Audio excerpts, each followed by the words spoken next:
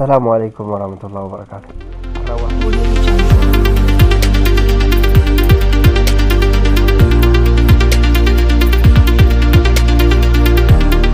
Biiroo kanatti si waameef namoota Oromoo, ijoollota Oromoo yuutubaroota ta'anirraa komii xiqqoo qaba. Waa isaanii irratti si waliin mari'adha jedheeti. Maaliif yoo jette namni tokko bakka faayidaa yookaan waan faayidaa qabu yoo arge dirqama namummaa isaa bakka sanatti gargaaree si wajji dhaabbatee si waamuu qaba. Garuu ijoollota Oromoo yoo ilaalte isaan waan itti fayyadama isaaniitiin ala namoota dhaqee koomentii godheefillee sabiskiraayib gochuuf hin dhaqqaban.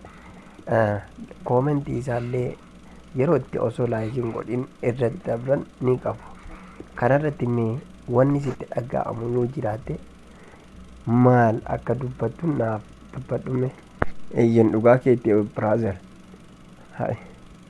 si'ii nama diimaa kanaaf ka sabiskiraayib hin goone ka ammallee gartee laayikii hin goone koomentii kasiif hin barreessine koomentii kee jalatti waaw baay'ee bareeda kasiin hin jedhin anaa gurraacha kana amma na simatani yookaan ammallee na jajjabeessuu ni danda'an jedhe miiruman gara kanatti ittiin dhufuu hin qabu gara yuutuubii kanatti beekte.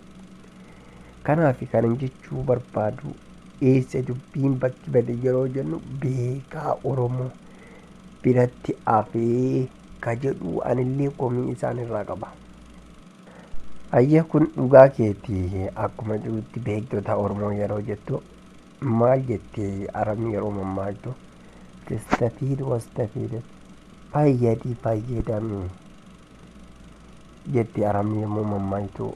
Dhugaadha dubbiin kun waan jiru nam tokko yoo si fayyade atillee deebistee fayyaduun dirqama. Maaliif osoo namni sun hin jiru ta'e bakka kanaan hir'achuu dandeessa waan ta'eef. Kun ilaalcha keessa galfamuu qaba. Keessumattuu ijoolleen Oromoo sabiskiraayibara hedduu qabdan 20 fi 30 isaa ol kan qabdan ijoollota har'aa fi kaleessa gara yuutuubaraa dhufan guddisuu keessatti gahee guddaa taphadha.